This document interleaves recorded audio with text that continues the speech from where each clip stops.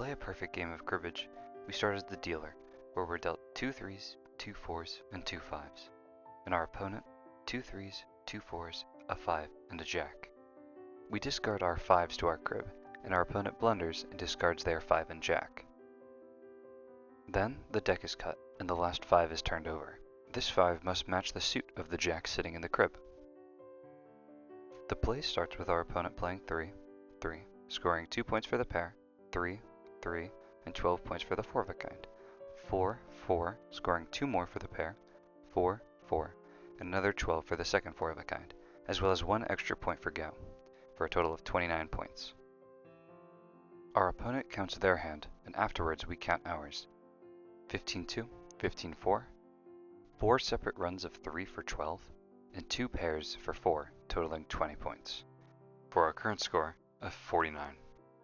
The crib is 3 5s and a jack, which scores 15-2, 15-4, 15-6, 15-8, 15-10, 15-12, 15-14, 15-16, 4 of a kind for 12, and right jack for 1, totaling 29 and coming out of the first hand with 78 points. After our opponent shuffles, the second hand is dealt, where we receive 2 4s and 2 5s.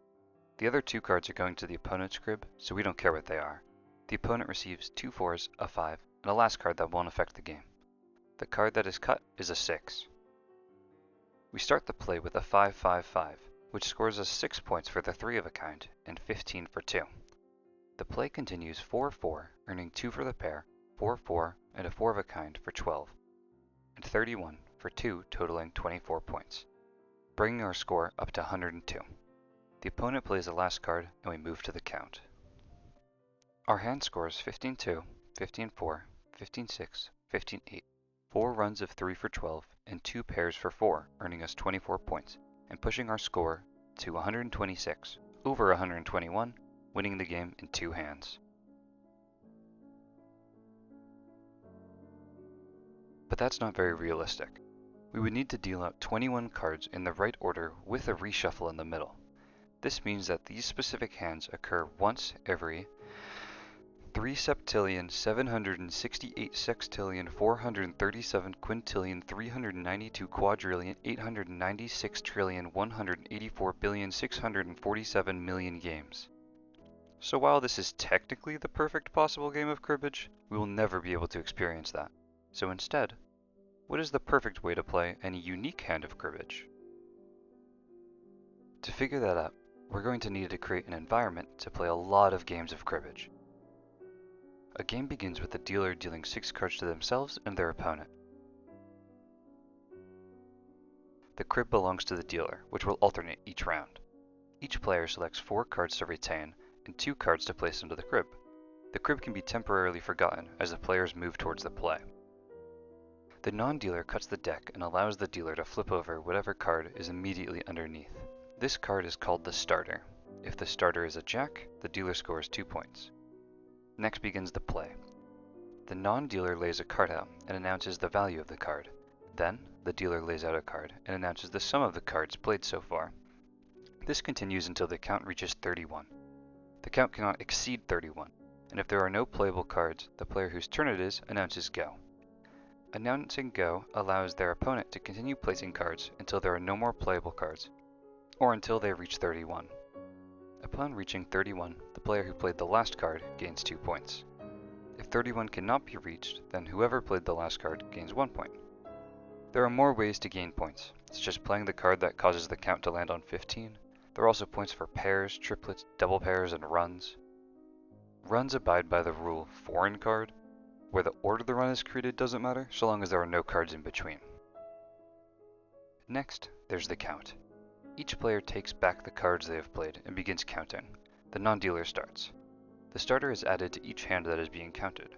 When counting, any culmination of cards that add up to 15 count for 2 points. Pairs, triplets, and double pairs all count for 2, 6, and 12 respectively. Run counts for the total amount of cards in the run regardless of suit. If a player has a jack that matches the suit of the starter, that is 1 point. And if all the cards in a player's hand are the same suit, that is worth 4 points. Once the points from the non-dealer's hand are counted, the dealer counts, and then they count for the crib, which also goes towards the dealer's points. Then the cards are reshuffled, the roles are reversed, and the deal begins again. The game ends immediately upon one player reaching a score of 121 points. With the environment created to play, we need to design a way to implement strategies. The first and easiest way to play is just keep and play cards at random, which we can create here, calling it random pick. When we bring this strategy into a game against itself and let it run for 100,000 games, we can see Black barely won by only about 0.3%. We can pull up extra statistics about the game, where we see they played just over 1.4 million hands of cribbage and each earned over 11 million points, averaging out to 7.92 points per hand. This is cool, but cribbage is a game of strategy, and even using a little bit of strategy should win us more games. To test this, we create two new algorithms to pick and play the cards. They are either keeping all the high cards and disposing of all the low cards, which we named max pick, or vice versa, where we keep the low cards and discard the high ones, named min pick. We'll put the high card strategy as blue and the random card as black and see what happens.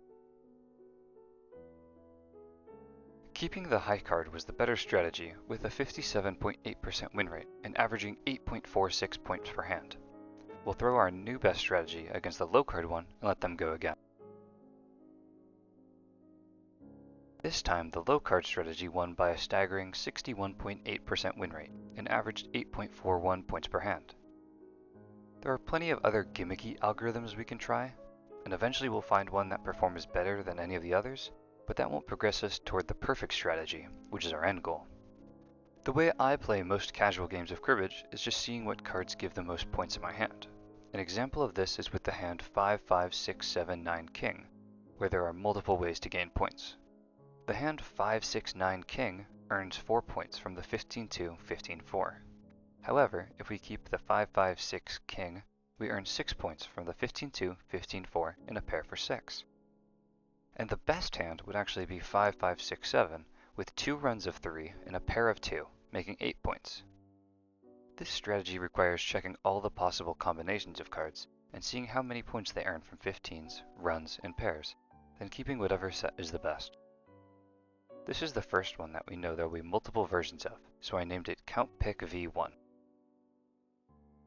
Let's see how it does against our current leader, Min Pick.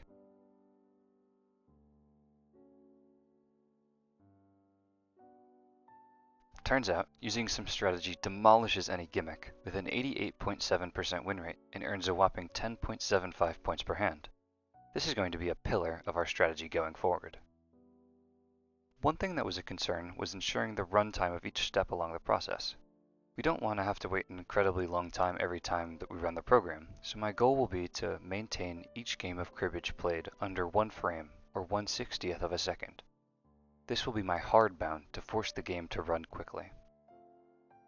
We've spent a while focusing on picking the right cards, but not a lot on how we play them.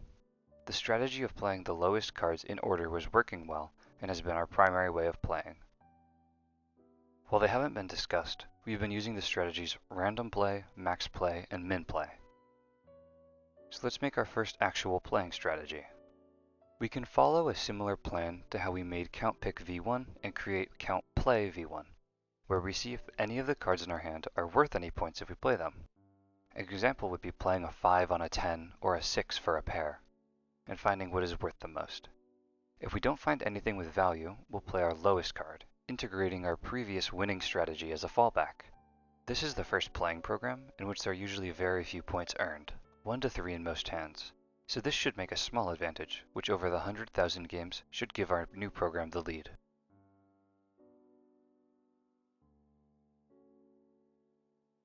So the strategy we instilled worked wonderfully and scored 11.24 points per hand with a 58.4% win rate, which gives us the confidence to put Count Play V1 as our new best program. Now with the basic strategy laid out for the play, we can focus again on which cards we want to keep in our hand. A simple extension of the strategy we already implemented is to think about the extra card that gets flipped over. In some specific hands, it can be beneficial to hope for a specific card to be flipped for far more points than settling for the points in our hand. An example of this is if we have a 5. If you're not holding any face cards in our hand, then over 25% of the cards out there are face cards, which could award us extra points we wouldn't have received without hoping for it. To implement this, it's simple. We just see what cards are possible to be the flipped card, and see what specific hand averages earning the most points with the addition of the new card. This strategy, called Count Pick V2, should statistically be better, but we can't know until we try.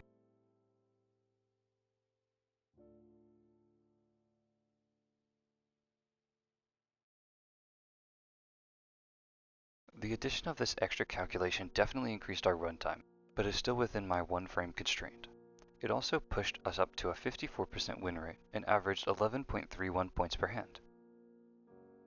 You may have noticed that our win rate isn't increasing very consistently, and sometimes we're only winning by a few percentages.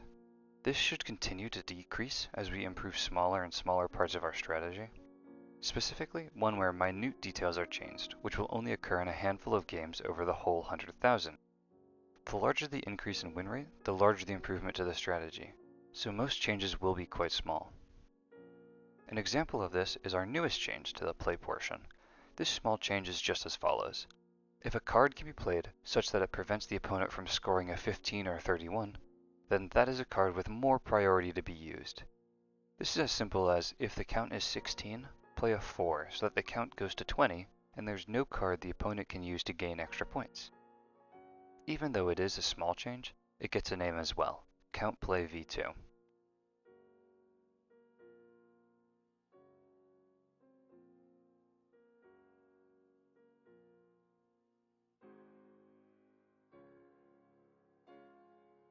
Count Play V2 beat out our previous with a small 52% win rate and an even smaller increase to 11.35 points per hand. Sometimes the smallest changes make the biggest differences. For the next update, we want a way to keep the lower cards and only use them in the situations described in Count Play V2. It took me a little while to think of how to do this, and when I came back from my class where I was totally focusing and not just thinking about cribbage, I found the most incredible solution to this problem. I flipped a less than symbol to a greater than symbol, and I know I should have renamed the variables, but I can't be bothered, instead just wanted to run our new program, Count Play V3.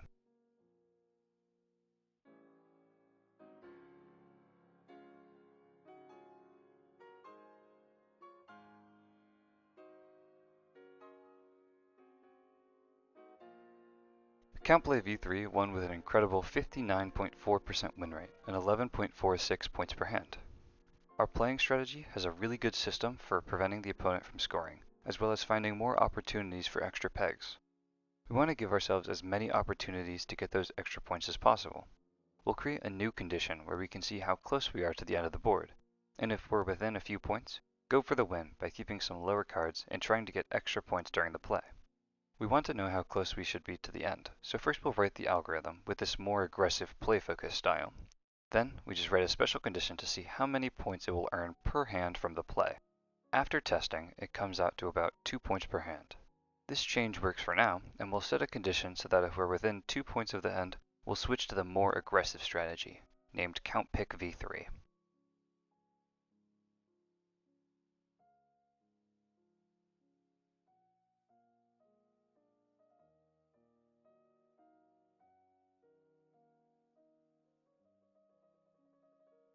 From our test, we see a 50.2% win rate, which is a very slight increase. The situation where you're within a few points of the end and this specific turn matters for who wins the game is very rare, so only increasing marginally is expected. We also see a drop in the points per hand down to 11.17 from our previous 11.46. While this may seem like a step back in our process, we are now facing two much more aggressive algorithms who are going out of their way to deny their opponent points and earn an extra few for themselves. Another place where we are potentially missing some points is in situations where we're the dealer and can increase the total value of our hand by putting two cards that add up to 15 or a pair in our crib. In situations like 3, 5, 6, 7, 8, Jack, where if it is not your crib, the most optimal hand is 5, 6, 7, 8, where we earn 15-2 and the run for 4 for a total of 6. Whereas if it's our crib, we can play 3, 6, 7, 8 and earn 15-2 and the run for 3, as well as the guaranteed 15-2 in the crib, earning us a total of 7 points, one more than the previously conceived hand. These situations are quite uncommon, so we won't expect any large improvements this time from our newest algorithm, Count Play V4.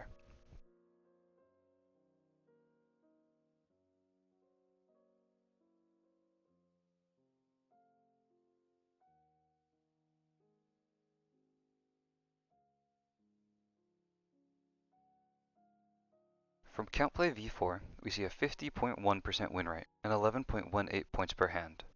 We are playing a very optimal game of cribbage now, and are also approaching our 60 games per second self-imposed limit.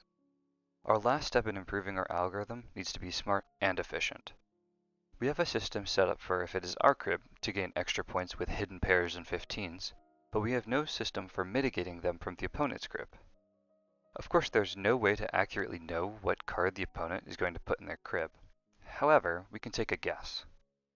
By analyzing and saving every card that goes into the crib, we can begin to see a pattern for how often a specific card gets placed there. With that data, we also need to know how risky it is to put two cards together into a crib. An example of this is putting a 10 and a 7 over a 10 and a 9 for fear the opponents dropped a jack or an 8 into the crib and will earn free points. To find this out, we'll just run a simulation and record how many points a set of cards earns, with every possible combination of the remaining 3 cards. This would mean that we would have 52 times 51 times 50 times 49 times 48 possible combinations of cards, or nearly 312 million hands. To simulate that would take far longer than necessary. One trick is we know that the ace of spades should earn the same amount of points as the ace of hearts. We can use this to understand that each of the 5 cards can be judged regardless of suit, and only the value of the card matters in what will create a difference in the number of points. Every card would earn the same points for a flush, so we can ignore that entirely.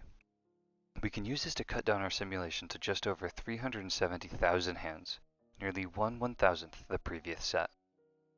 To calculate how many potential points the cards we are considering dropping are worth, we multiply the number of points we earned from one specific hand by the likelihood of the opponent dropping the other cards used in the crib. If we're thinking of placing an ace and a 5 and want to see those cards' opportunity with an 8 and a 2, we'll see how many points they are worth, 15-2, with the chance the opponent drops an 8, 0.0877, as well as dropping a 2, 0.1105. Then we multiply these all together, and the combination 1, 5 earns an extra 0.0194 points. We repeat this with every combination of cards to receive our result. From this data, we can see that giving a jack and a 5 to your opponent's crib is the worst possible set of cards to drop. And if we remember from our intro, to play the perfect game, we need exactly that to happen. We can import all of this data into a dictionary, and when we are checking what cards to give the opponent, we can just use the dictionary for the value stored at the point x, y, and use that to judge which cards are best to drop. This algorithm is the most math-intensive, but the least computer-intensive. There's also a very low chance this has much effect on the hands being played. It would only change very few games, but this leaves us with our most powerful cribbage engine yet, CountPick v5.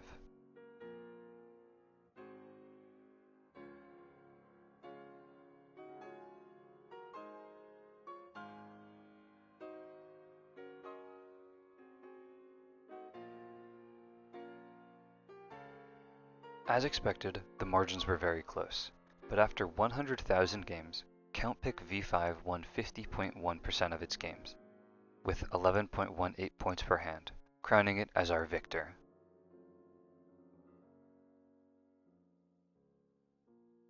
Nearing a perfect game and the upper limit of what we are capable of, the only thing left to do is to take a victory lap and see how we compare to every version before us. It forms this neat slope, showing us growing slowly towards our current best, our pursuit of perfection. I also attempted to beat the engine, but I lost in a best of 10, 4-6. This project has taken many months to complete and many years of playing cribbage to grasp. This project is dedicated to my grandfather, who taught me to play more than a decade ago, and who I lost the last match I ever played against him, 117 to 121. Thank you for watching.